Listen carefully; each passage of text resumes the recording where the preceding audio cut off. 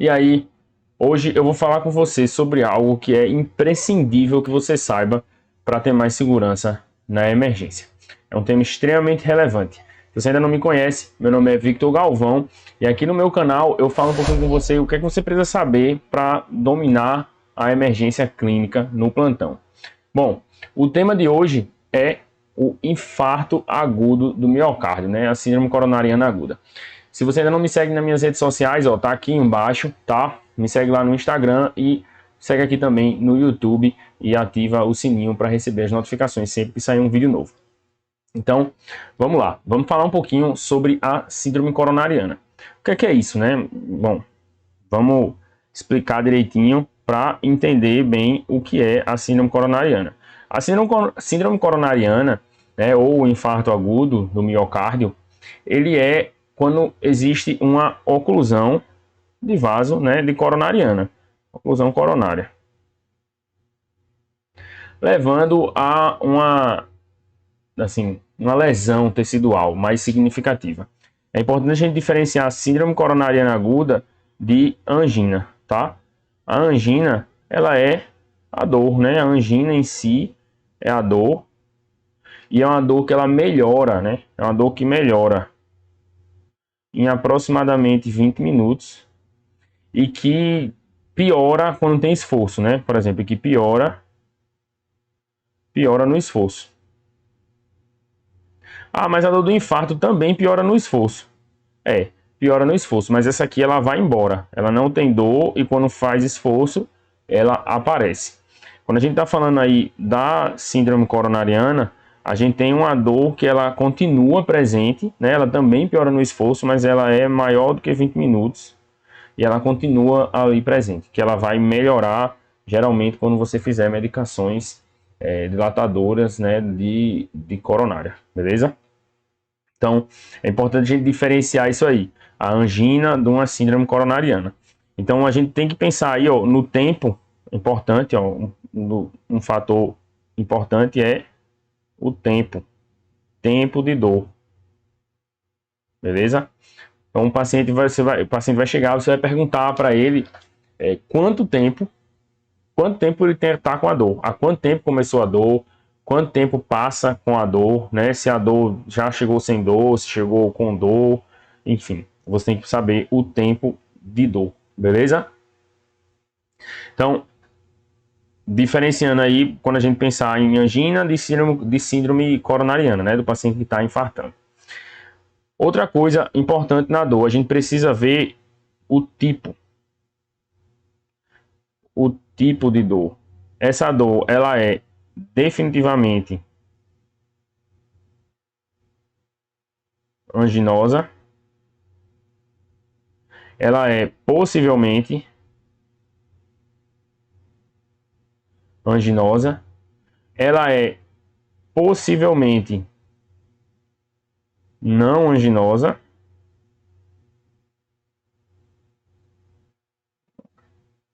ou ela é definitivamente não anginosa.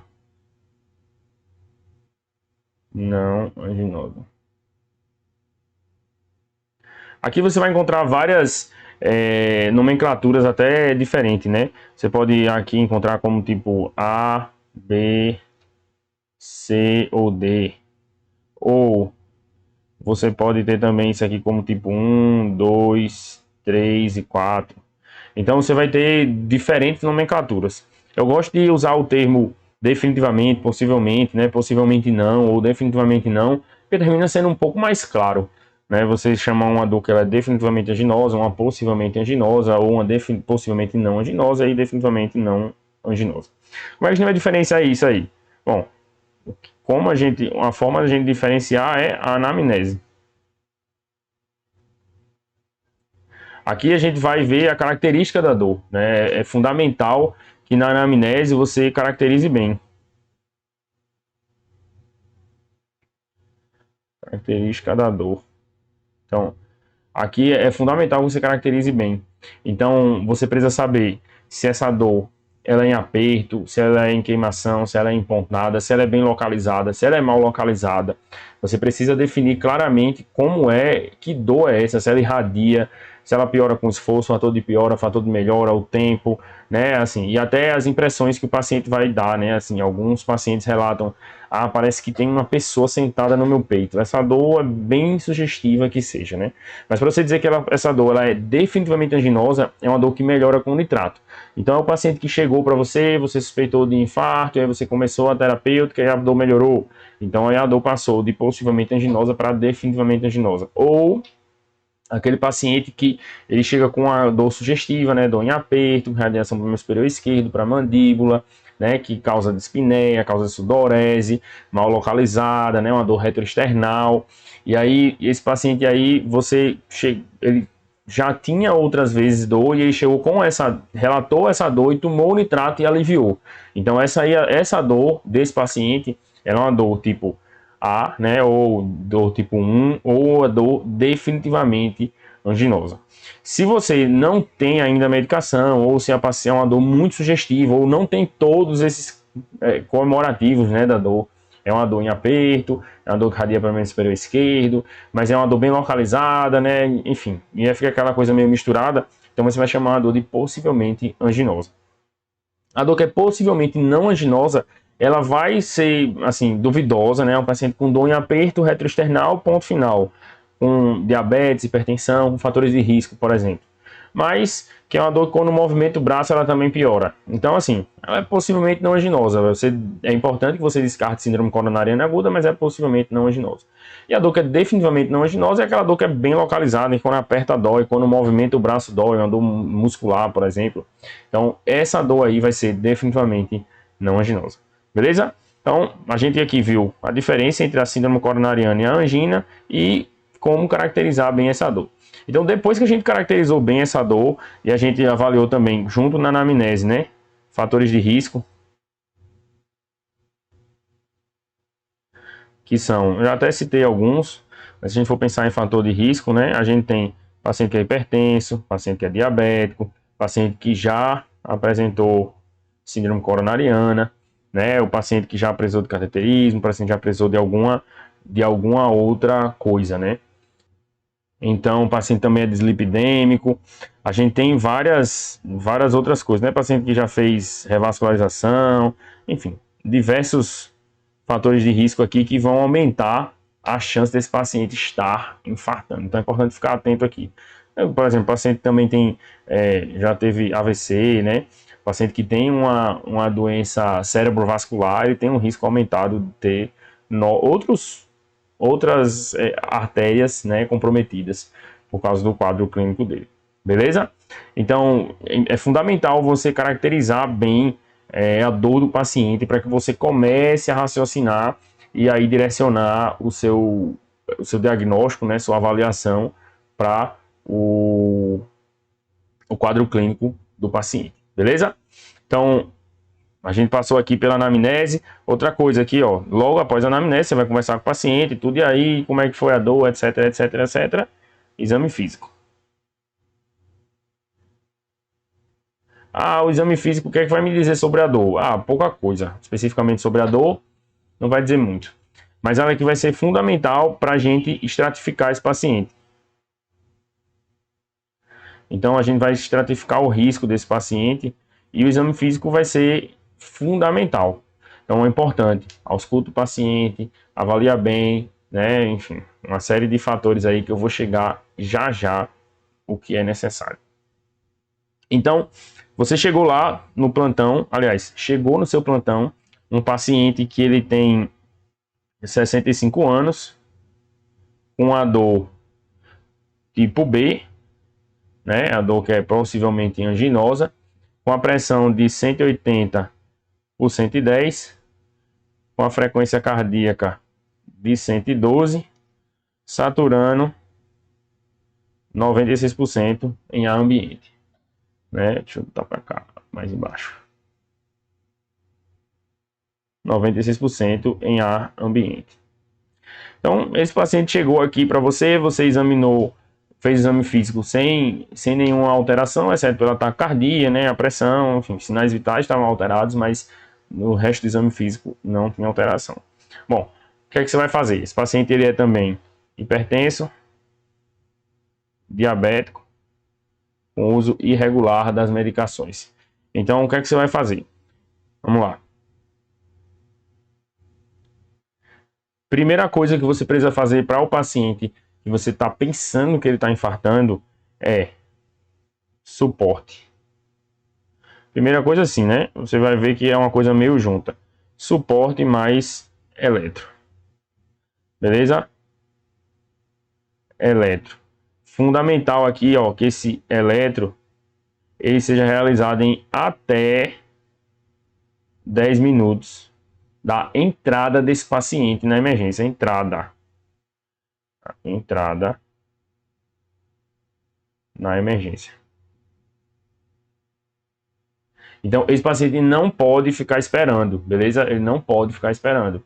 É um paciente que você precisa fazer o exame dele em até 10 minutos, tá? Porque você não pode perder tempo. Então, você vai fazer medidas de suporte para ele. Quais são as medidas de suporte? O2, se ele tiver a saturação menor do que 92%, né? Você vai deixar ele monitorizado. Você vai pegar um acesso venoso para ele. Então, isso aqui é fundamental. Funcionar o acesso venoso, monitorização e oxigênio só se ele tiver menor do que 92%. Atentar para isso aqui, beleza? Importante isso aqui, porque se ofertar O2 demais no paciente sem necessidade, você termina podendo causar mais lesão celular. Então, primeiro, a priori, é isso aqui. O que mais você vai precisar fazer? Bom, depois de interpretar, isso aqui você vai precisar interpretar, né? O eletro, você vai, 10 minutos é realizado e interpretado.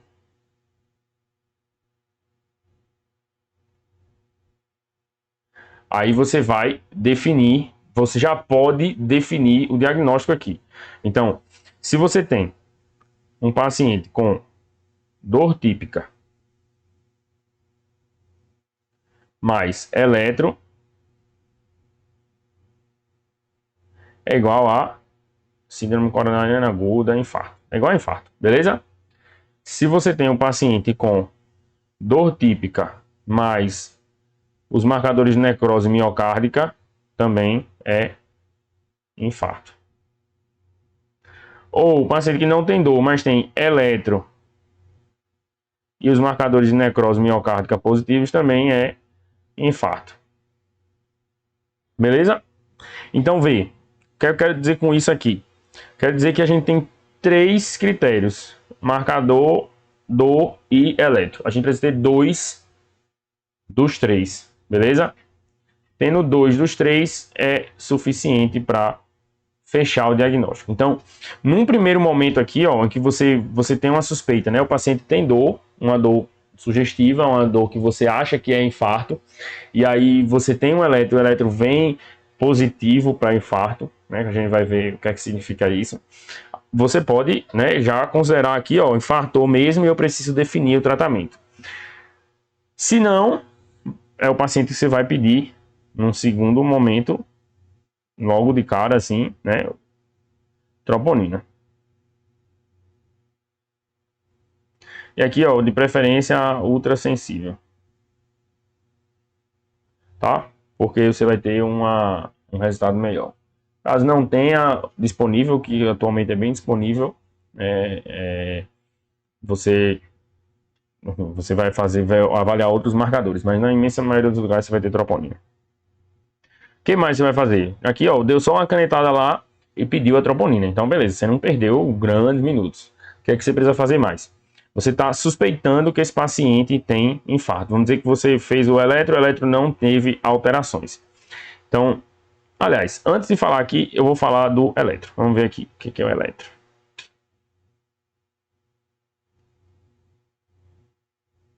O que é que eu posso ter no eletro, né? Classicamente, o supra de ST. Eu posso ter também infra de ST. Eu posso ter também alterações de onda T. Então, o que é que eu preciso que características precisa ter nessas alterações, né? O que é que eu preciso ter aqui para eu poder dizer que esse paciente está de fato infartando? Bom, eu preciso ter derivações contíguas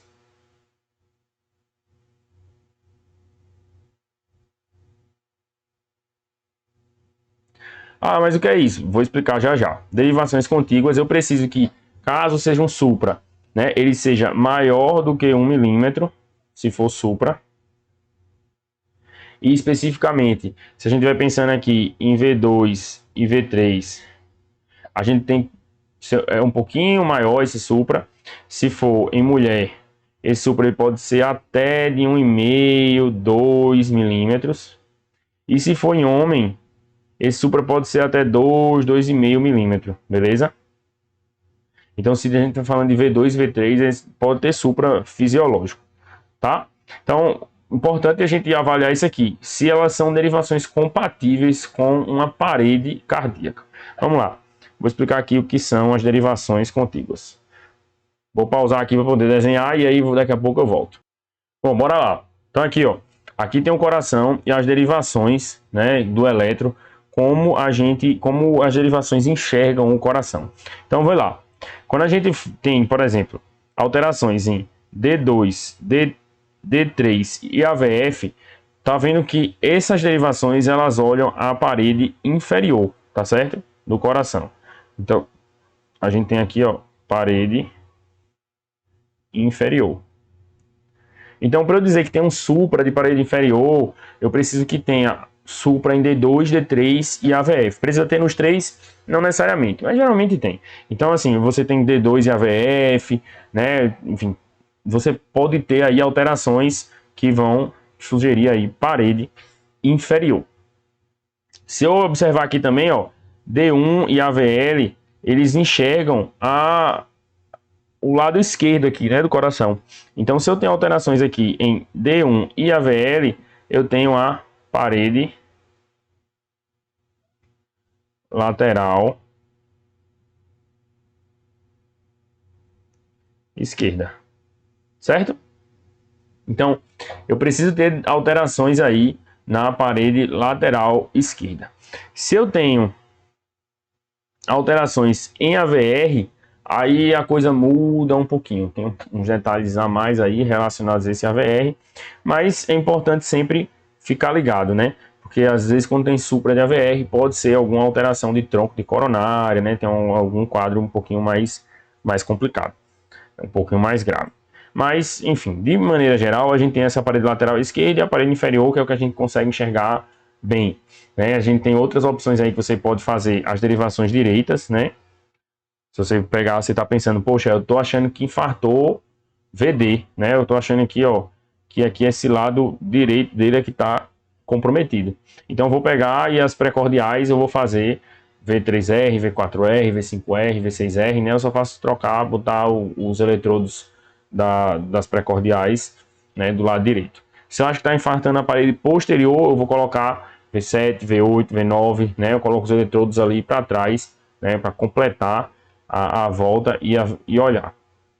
É importante destacar com relação ao eletro que quando a gente tem um supra DST por causa de infarto, a gente vai ter imagem em espelho. Vai ter, certo? Vai ter. Por quê? Porque digamos que você viu aqui, ó, a parede lateral esquerda está suprada, né? Vamos dizer que tem um supra aqui. Se você botar as derivações direita, ele vai ter um infra. Ou se você pegou aqui, ó, a parede lateral esquerda está com infra, mas esse paciente está muito descompensado, por exemplo. Tem um infrazão ali, está bem ruim. Então eu posso pensar, eu preciso pedir as derivações direita para saber se ele não é um supra, não é um infarto com supra na direita, ao invés de ser um infarto sem supra, beleza? Então, é isso aqui a parte do eletro. Então, pra gente, isso aqui que significa derivações contíguas, beleza? É isso que significa. É essa questão aqui de uma parede, né? Tem que ser compatível com paredes que a gente vai avaliar. Aqui, ó, também um adendo, né? V1, V2, a gente tem mais é igual a parede anterior, tá? E aí a parede anterior mais alta e tudo, mas se a gente pegar ali, ó, às vezes o paciente está suprado de V1 a V6, que é o que a gente chama de anterior extenso. Beleza? Então, assim, é isso que quer dizer derivações contíguas. paciente que precisa ter alterações, derivações que tenham uma lógica anatômica, beleza? Então vamos lá, o que mais aqui, ó? A gente já viu aqui o suporte, o eletro, né? Falei um pouquinho aqui sobre a questão do eletro, de interpretar. Assim, não é a intenção trazer uma interpretação de eletro mais específico, bem detalhada, porque a aula não é de eletro, é da síndrome coronariana. Pedir a troponina, né? Que vai levar um tempo, mas aí agora, o que eu preciso fazer mais para esse paciente? Que mais? Que mais? Bom, todo mundo que tiver suspeita de infarto, ele vai ganhar um AS, tá? Então, todos suspeitos, eles vão ganhar AS no mínimo.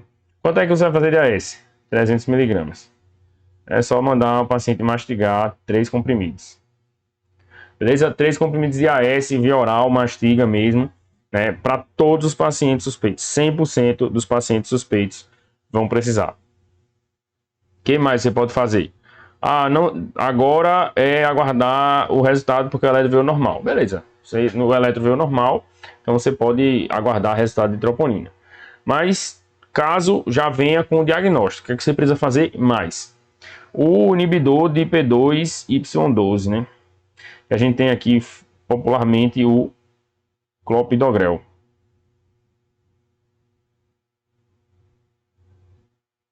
Por que eu botei isso aqui, esse nome estranho assim, difícil, né? Inibidor de P2Y12. Porque a gente não tem só o clopidogrel, né? A gente tem o ticagrelor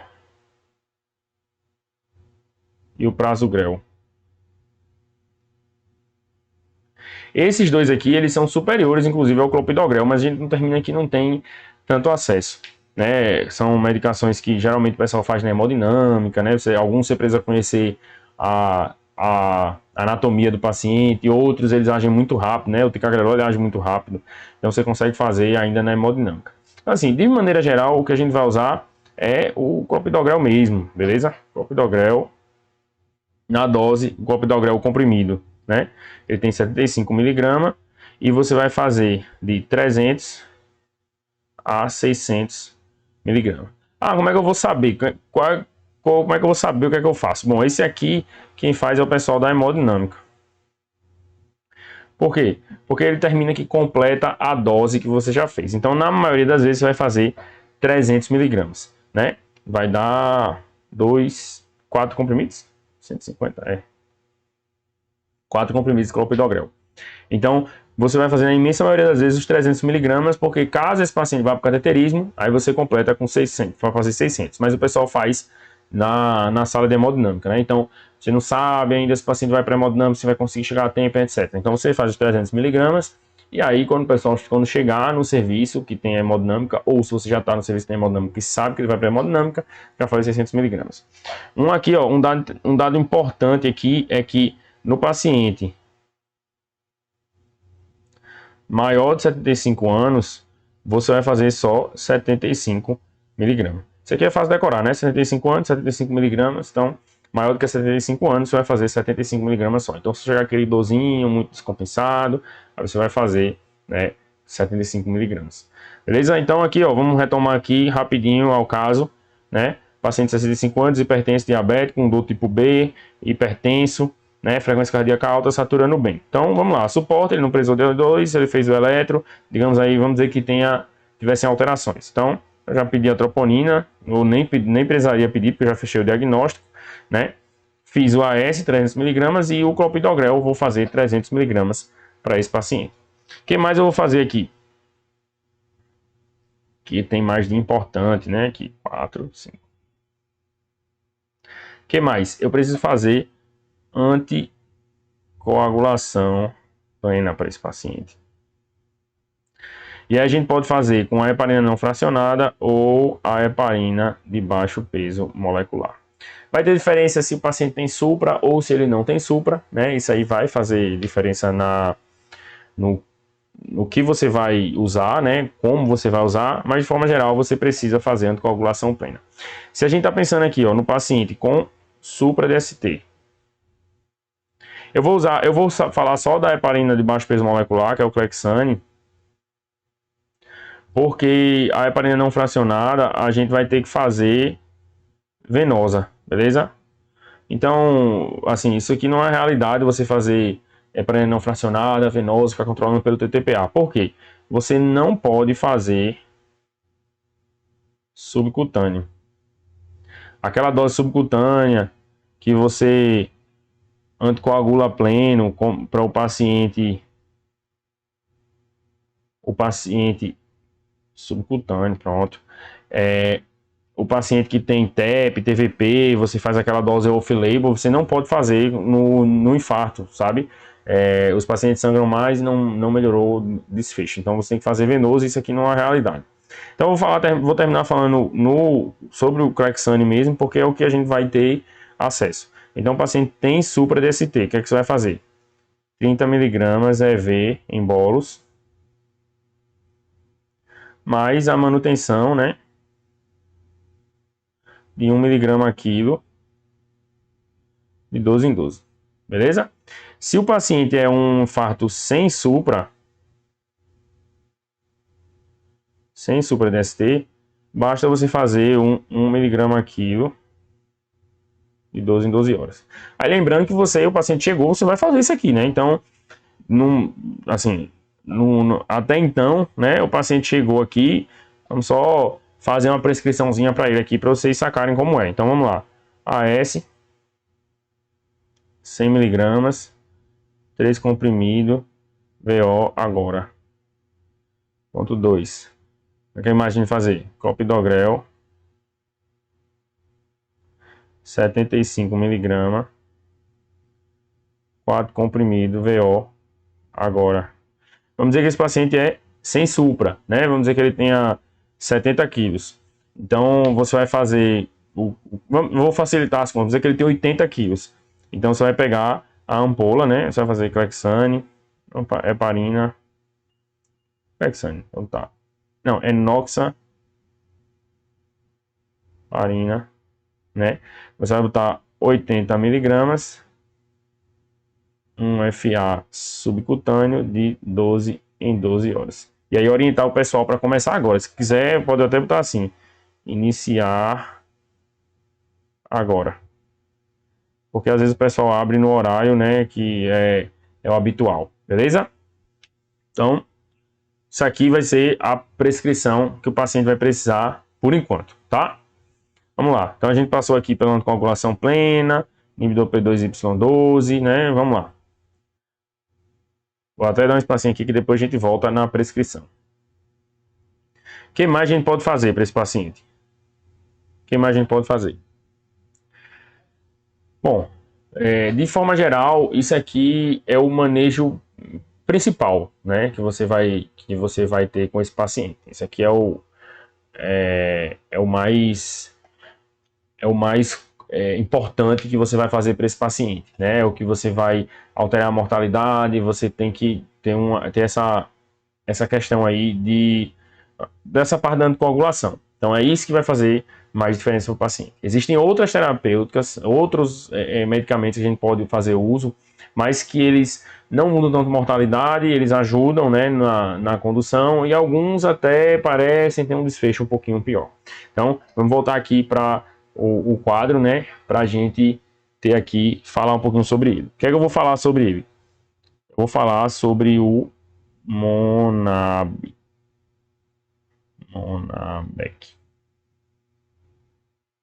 Bom, o que é cada letra dessa, né? Primeiro M é morfina. A gente sempre faz morfina? Não. Quando é que a gente vai fazer morfina? No contexto de dor. Beleza? O paciente tem uma dor que ela tá muito intensa, e aí principalmente se a gente falar em dor refratária, né? Refratária. A gente pode lançar a mão da morfina. Por quê? Alguns estudos têm mostrado que ele diminui a ação do inibidor de P2Y12. Então, você pode até piorar o desfecho desse paciente quando você está usando morfina, beleza? Sem contar que o paciente com infarto de VD, ele é muito dependente de pré-carga. Então, quando você faz uma morfina, né, você faz uma vasodilatação, então você diminui pré-carga. Você diminui pré-carga. E aí esse coração começa a trabalhar pior e você diminui débito cardíaco. E aí você pode dar uma descompensada nesse paciente. Um choque cardiogênico. Beleza? Então fica atento a isso aí. Né? Se você suspeita que tem um infarto de parede direita, né? Que você tem um infarto de VD, então segurar a onda aí. Ou se o paciente fez uso também de inibidor de fosfodiesterase 5. Meu amigo, eu já estou escrevendo mal que nem sei, viu? Se ele fez inibidor de fosfodiesterase 5, aí você tem que também tomar cuidado para não vasodilatar esse paciente e aí você terminar causando um mal. E o O aqui é de oxigênio, né? Que a gente já falou, só se tiver abaixo de 92%, aí você vai usar oxigênio, tá? Que mais? Aqui, ó, o N é de nitrato. Ah, quando é que eu vou usar nitrato? Bom, o nitrato você vai usar para dor, beleza? Então o paciente está com dor, o paciente está hipertenso, né? Você pode fazer alguma medicação com nitrato, né? Isosorbida, né? Mononitrato, dinitrato. Você pode fazer aí alguma medicação para controle de dor, beleza? Essa medicação vai ser grande salvadora do paciente? Não, mas vai dar um alívio na dor dele, tá? O A, vamos lá. Deixa eu mudar aqui a cor de novo.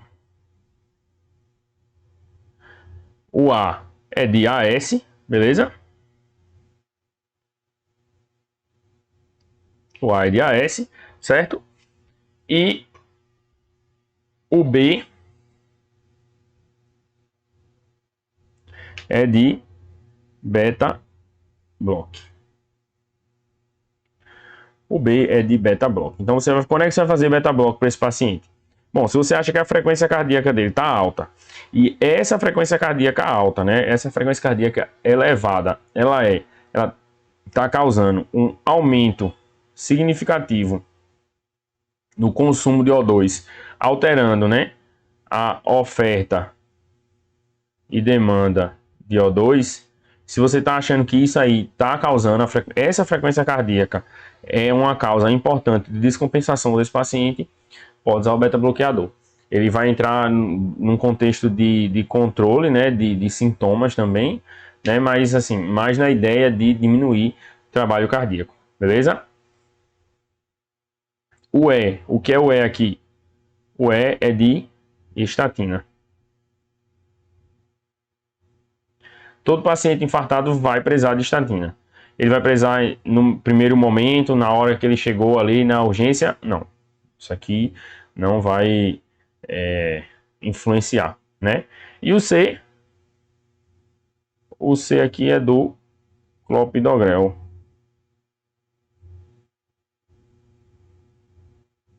Clopidogrel que a gente já falou sobre isso. Então, a gente vai ter aí, ó, o Monabec, esse mnemônico. É mais uma forma mais didática de lembrar, mas assim, nem todo mundo você vai fazer tudo. Deu para observar isso, né? Nem todo mundo você vai fazer nitrato, nem todo mundo você vai fazer O2, nem todo mundo você vai fazer morfina. O que você vai fazer para todo mundo é AS, clopidogrel e heparina não fracionada, né? Você pode até usar aqui o A como anticoagulação. Enfim, aí você usa... Pode usar IECA também, enfim. Tem várias letras aí que podem entrar nesse mnemônico, tá? E aí? O paciente chegou para você. Aqui a gente já viu aqui, anticoagulação plena e tal. E aí, o paciente está infartado, né? O que é que eu preciso fazer mais? Eu preciso fazer cateterismo sempre. Preciso fazer cateterismo para esse paciente? Bom, é algo que você vai definir, né, nos primeiros minutos também, né? Você precisa saber quando é que você vai precisar indicar esse CAT e em qual condição esse paciente precisa fazer esse CAT, né? Vamos lá. Ele vai ter diferença entre o paciente com supra e sem supra. Então vamos lá, supra. O paciente tem supra de ST. Então o paciente tem supra de ST, ele precisa ir para o CAT rápido, tá? Ele precisa ir para o CAT rápido. Então é um CAT de emergência. Por quê? porque a artéria está fechadona. Então, o paciente precisa ir para o CAT rápido, porque você precisa abrir a coronária desse paciente para que ela volte a perfundir, para que volte a ter fluxo sanguíneo e você, né, preservar a maior quantidade de músculo, diminuindo, né, complicações futuras. IC, arritmias, enfim. Você tem que ser rápido nisso aí. E como é que você vai definir essa questão de emergência? Bom, 120 minutos é o número que você tem que decorar. O que é que significa isso? Se da hora que o paciente entrou, né, que a gente vai chamar a porta, até o CAT abrindo a artéria, né, que eu vou chamar de balão, se esse tempo for de até 120 minutos, então você tem que mandar para o CAT. Certo? Caso esse tempo seja maior do que 120 minutos, então você vai fazer fibrinolítico. Você vai trombolizar esse paciente. Beleza?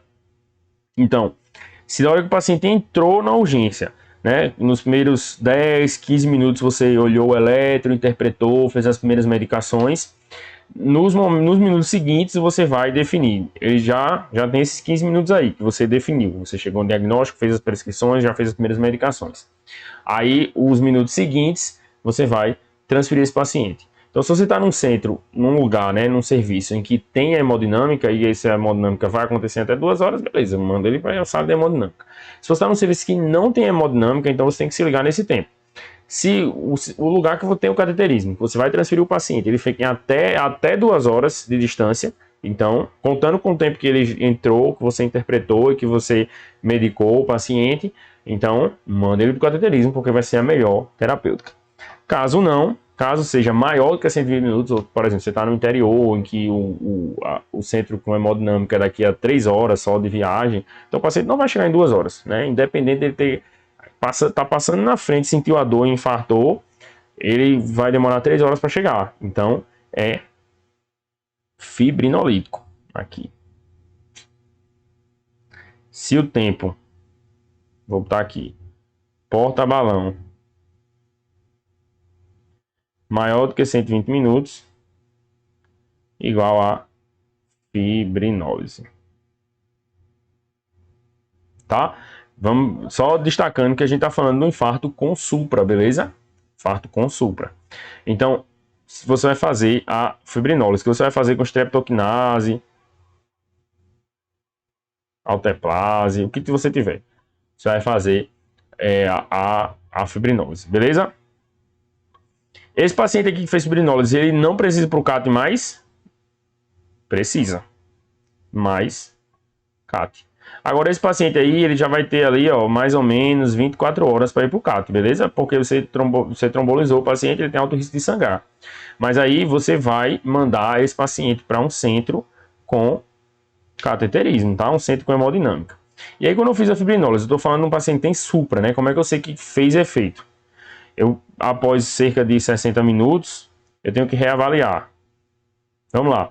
O que você precisa reavaliar? De forma lógica é dor. A dor melhorou, né? O supra ainda tem. Então, é isso que eu tenho que ver. Se ele teve uma queda de 50% do supra, né, e melhorou de dor, eu tive efetivo. Como é que eu vou olhar essa questão do supra? Eu posso somar os milímetros dos supras, né, que o paciente tem, e aí, depois de 1 hora da fibrinólise, né, ver se caiu, né, 50%, ou eu posso pegar o maior supra e ver se caiu pela metade, beleza? Importante aqui, ó, é checar as contraindicações.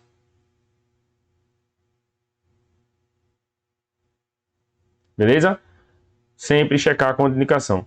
De forma geral, contraindicação para fibrinólise, importante mesmo, é o sangramento ativo.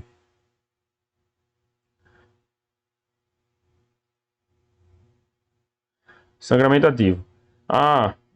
O paciente fez cirurgia agora, fez uma neurocirurgia, o paciente tem um trauma, o paciente tá com HDA, enfim. Então, se ele tem sangramento ativo, isso aí vai contraindicar a fibrinólise, beleza? Mas, de forma geral, é isso. Então, vamos lá. Sem supra DST, você vai fazer o cateterismo de emergência em até 120 minutos, se o tempo porta-balão for esse, né, de até 120 minutos, se você não está num centro que não tem hemodinâmica. Se tem hemodinâmica, quando você está, você vai mandar o paciente para hemodinâmica, não tem nem o que se discutir. Caso não tenha, você vai fazer fibrinólise. Aí você vai checar as contraindicações. Se tiver nenhuma contraindicação, você vai trombolizar esse paciente, né? E aí depois de mais ou menos uma hora, você vai ver se melhorou de dor, se melhorou metade do supra, tá? Importante destacar aí e ficar atento só à questão de contraindicações. Beleza? Então, de forma geral, é isso aqui se a gente está pensando no paciente com supra. Se a gente está pensando no paciente sem supra DST. E aí? A gente vai mandar para o CAT de urgência, vai mandar para o CAT de emergência. Como é que a gente vai fazer? Bom, a gente vai mandar para o CAT sim. Esse paciente precisa de CAT. Sem dúvida, ele precisa de CAT. Ele não precisa ser imediato.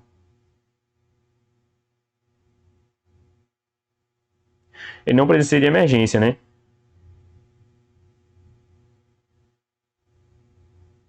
Ele não precisa ser imediato. Mas ele pode ser de urgência. Ele pode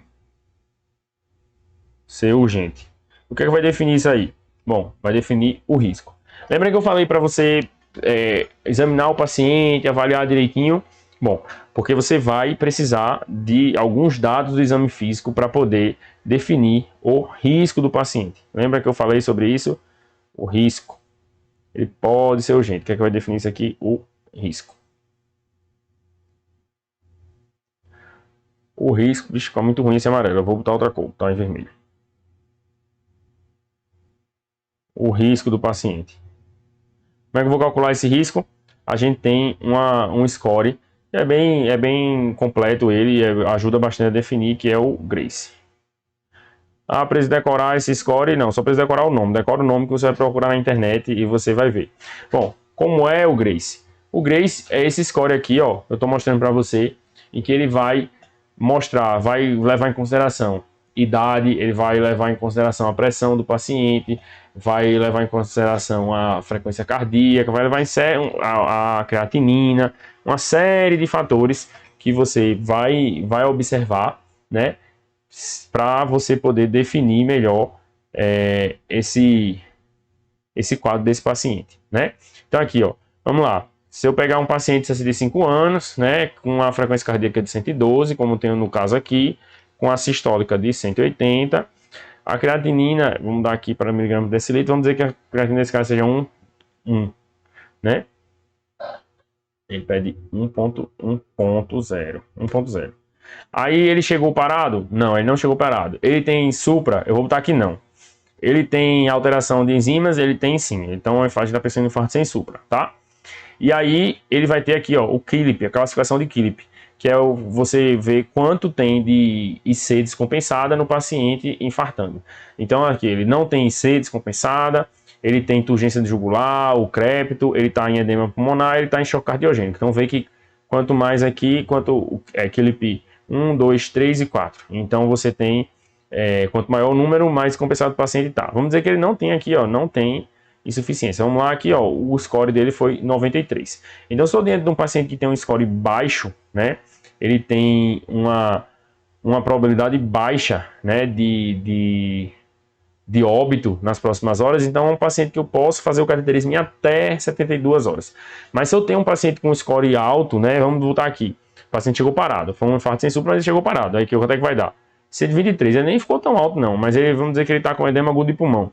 Aqui, ó, passou de 140, então é um paciente com alto risco. Esse paciente precisa fazer um cateterismo em até 24 horas. Então, vê como muda, né? Esse paciente chegou mais descompensado, né? Se o paciente tiver supra aqui, ele termina também subindo muito. Mas vamos dizer aqui que ele tem uma função renal mais comprometida, né? Vamos dizer que ele tem uma creatina de 2.2. Aí já está subindo um pouquinho, né? Então, assim, ele chegou mais taquicárdico. Vamos botar aqui 130. Já continua subindo. É um paciente mais idoso, um paciente de 80 anos. Aí, ó, o risco sobe bastante, né? Um paciente que precisa de uma estratificação invasiva breve. Beleza? Então, de forma geral, é isso aqui que a gente tem que ficar ligado, tá? Vou voltar aqui para o quadro. Então, é isso. Então, assim, só reforçando, o score Grace, se ele for acima de 140, ele é igual em CAT em até 24 horas. Beleza? É o paciente que precisa para agora, imediatamente. Não é agora, imediatamente. Mas é um paciente que vai precisar de cateterismo em até 24 horas. Caso não seja um risco tão alto, você vai fazer o cateterismo em até 72 horas. Beleza? Então, os pacientes com infarto sem supra, eles vão precisar de cateterismo, sim. Então, independente se o paciente tem supra ou não, esse paciente ele vai precisar do cateterismo. Então, é o paciente que ele sempre vai internar. Sempre. Mundo ideal, esse paciente vai internar em UTI. Mas assim, a gente sabe que no SUS não é a realidade e a gente nem vai sempre ter UTI disponível para todo paciente infartado. Era o ambiente melhor possível, mas nem sempre a gente vai ter. Mas ele sempre vai ficar internado, porque ele vai precisar de uma estratificação. Você vai precisar de estratificar. Estratificação invasiva, que é o cateterismo. Beleza? Então, de forma geral, é isso aqui. Então, vamos lá. A gente já viu aqui esse paciente, né? Botou o Clexane dele, tal, tá. E aí? Vai botar morfina para esse paciente? Não dizer que ele tá com dor. Não sei, não necessariamente. Ah, ele tá com dor torácica. Ainda tá com dor torácica ou com dor torácica, eu posso colocar aqui o isosorbida.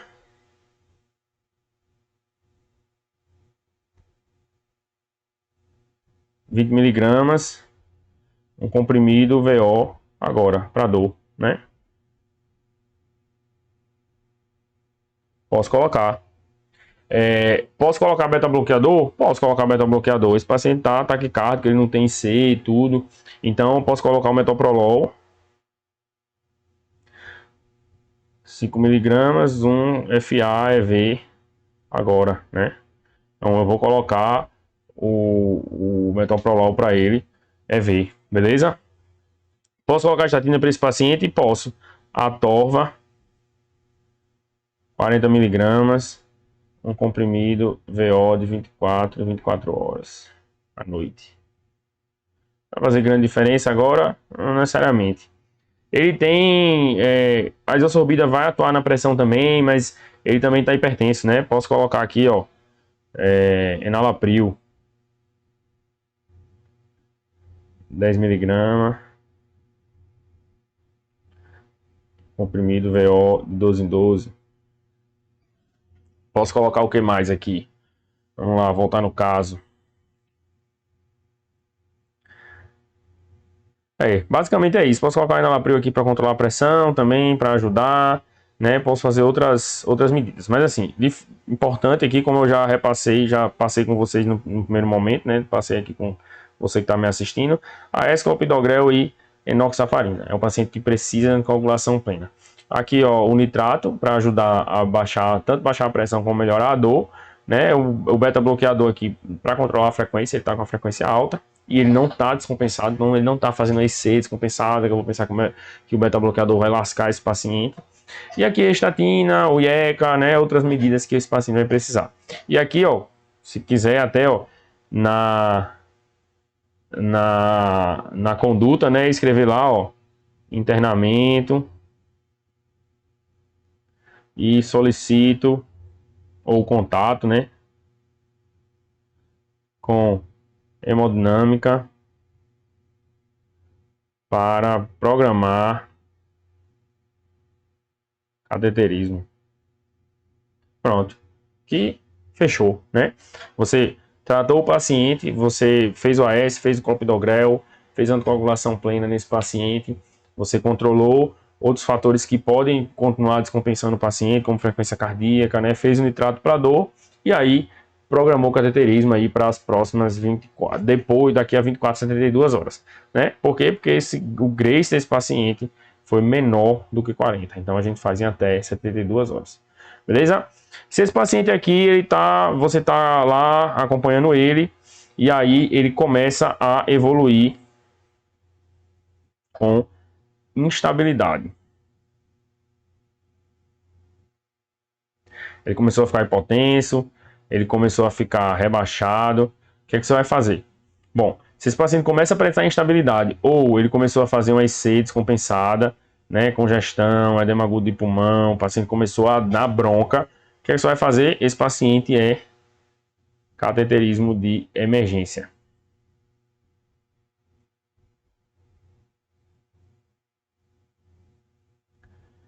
Beleza? É o paciente que vai para o cateterismo de emergência. Por quê? Porque agora ele tem instabilidade. Então, no momento que ele faz instabilidade, ele tem que ir para o CAT rápido. Tem que ir para o CAT rápido. Ah, mas não tem supra. Não interessa. Não interessa. Ele vai para o CAT rápido porque ele está instável. Beleza? Então, era isso que eu queria conversar com vocês. Né? Espero que tenha gostado, espero que tenha aprendido, né? E espero que ajude, né, aos plantões no dia a dia. Se você gostou, né, mais uma vez, tá aqui minhas redes sociais, então me segue lá no Instagram, @VictorHSGalvão, e me segue aqui também no canal do YouTube e ativa o sininho para receber todas as notificações.